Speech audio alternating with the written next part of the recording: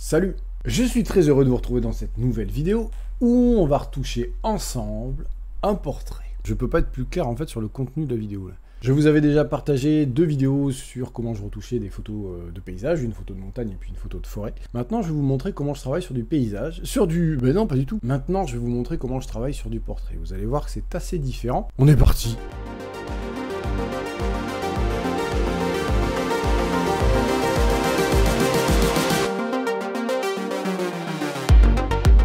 Si le contenu de cette chaîne te plaît, n'oublie pas de t'abonner, de mettre un pouce en l'air, partager, commenter, et tout ça. Je rappelle que je sors une vidéo par semaine. Voilà donc la photo que l'on va travailler. C'est un portrait de Mathilde. Alors la photo là, elle est brute, enfin presque, puisque je suis passé par Photoshop pour masquer les tétines. Elle a beau être très belle, il faut quand même retoucher 2-3 petites choses. Et ouais. Alors on va passer dans Photoshop. Pour être honnête, je suis pas un gros retoucheur, je suis pas un crack de ça. Pour retoucher un petit peu les rides, les petites imperfections, voilà, je sais plutôt bien faire, donc on va passer par là. Ce que je fais toujours, c'est que je double le calque pour ne pas travailler sur le calque de base. On va zoomer et on va s'attaquer aux petites cernes qui sont ici. Donc pour ça, j'utilise l'outil pièce. Je vais aller taper là-dedans. On va prendre un petit peu ce qu'il y a dessous. Je vais mettre un peu plus de diffusion parce que ça me paraît un peu juste sur le contour. Ok, bien mieux, bien mieux. Ici, les babines. On va leur toucher ces petites babines. Hop. Bon, vous voyez, c'est très simple. Alors, encore une fois, évidemment, je fais ça rapidement. Merde, j'ai tapé dans le nez, là.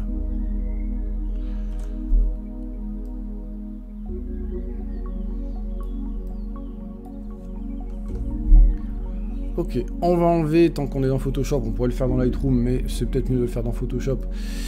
Avec l'outil de correction localisé, on va faire quoi? On va enlever toutes les, voilà, les petits machins, les petits boutons, les petits tout ça.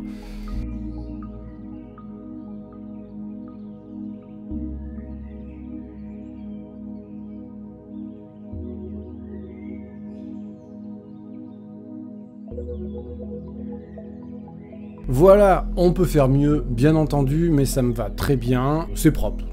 Voilà, c'était comme ça avant, c'est comme ça maintenant. On repasse dans Lightroom pour le travail de fond. Maintenant qu'on est revenu dans Lightroom, ce qu'on va faire, c'est essayer de donner une ambiance à cette image. Elle a un regard qui a un côté très panthère, très félin, qui me plaît beaucoup. Donc je vais pas perdre de vue que ça, c'est important à faire ressortir sur cette image-là. Tout d'abord, je vais décontraster un petit peu l'image, même voir beaucoup. Et je pense qu'au final, on aura une image finalement assez décontrastée, tout simplement parce que je trouve que ça colle assez à l'ambiance de l'image, compte tenu du, voilà, de ce côté un petit peu boudoir. C'est un mot que je déteste, mais pour moi c'est des gâteaux, c'est pas autre chose que ça. Mais voilà, ça colle plutôt bien, donc on va rester dans cette ambiance-là. Sur la courbe, je vais relever les seuils. Baisser la lumière. Selon la photo, il n'y a pas nécessairement besoin de passer des heures et des heures sur l'image. Je veux dire, là, potentiellement, je peux arriver à quelque chose qui me plaît assez vite, sachant que la prise de vue me plaisait déjà. Donc à partir de là, j'ai pas nécessité à insister comme un porc sur l'étalonnage. Voilà, là on est sur quelque chose qui est vraiment très décontrasté.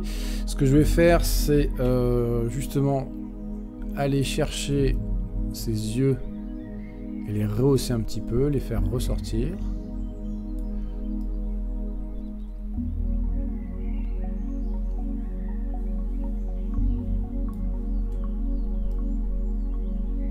Pas trop, parce que autant là on se dit que ça va, autant des fois quand on s'éloigne, on s'aperçoit que le regard est trop mis en avant. Je vais y arriver.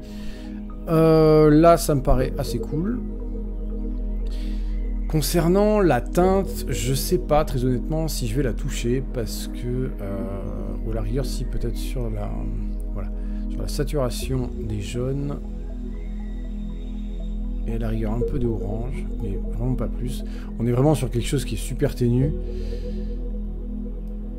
Hop, on va augmenter un petit peu la luminance.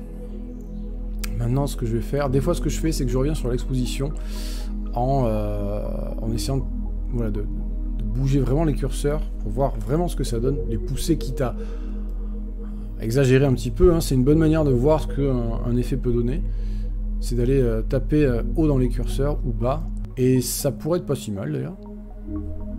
Et je crois que je vais rester comme ça. La véritable partie intéressante sur le travail d'une photo comme ça, c'est de lui donner une ambiance. Et à mon sens, comme j'ai déjà dit dans d'autres vidéos, le color grading, c'est vraiment l'outil parfait pour ça, complémentaire avec justement les courbes de tonalité donc en RVB ou l'étalonnage ici. Ça, on tapera après dedans éventuellement. Ok. Je vais rebaisser mes ombres un petit peu. J'augmente un petit peu la netteté, pas tant que ça, c'est pas la peine. Il n'y a pas de... Elle était déjà bien nette. Alors, le vignettage, là, je suis pas convaincu. Je trouve justement que ça fait... Enfin, ça se voit que ça fait... C'est rajouté. Ou alors, il faut vraiment en mettre, mais à peine. Je vais repartir sur le color grading.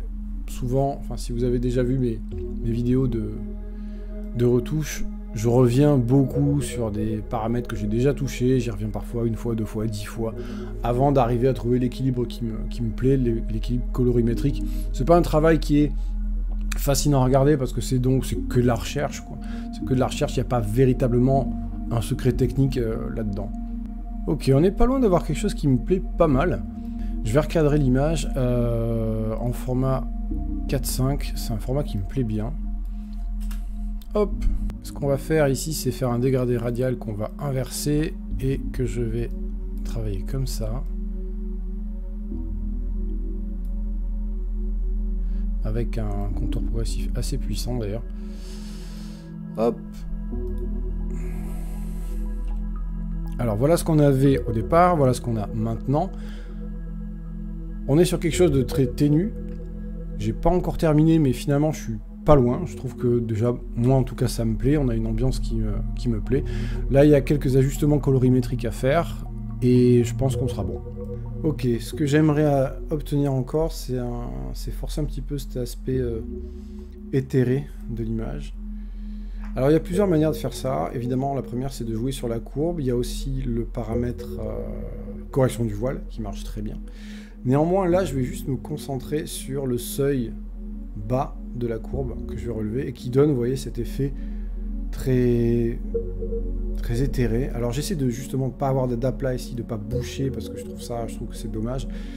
Je vais peut-être relever un petit peu ici pour adoucir encore la photo. Et je pense qu'on est quasi bon. On pourrait rajouter du grain que je vais rajouter là, comme ça, quitte à perdre un petit peu en netteté, hein, forcément. En général, d'ailleurs, quand je mets du grain, j'en mets bien. Et on va accentuer cet aspect velouté, cette ambiance velouteux qui ressort de l'image. Et écoutez, on n'est pas si mal.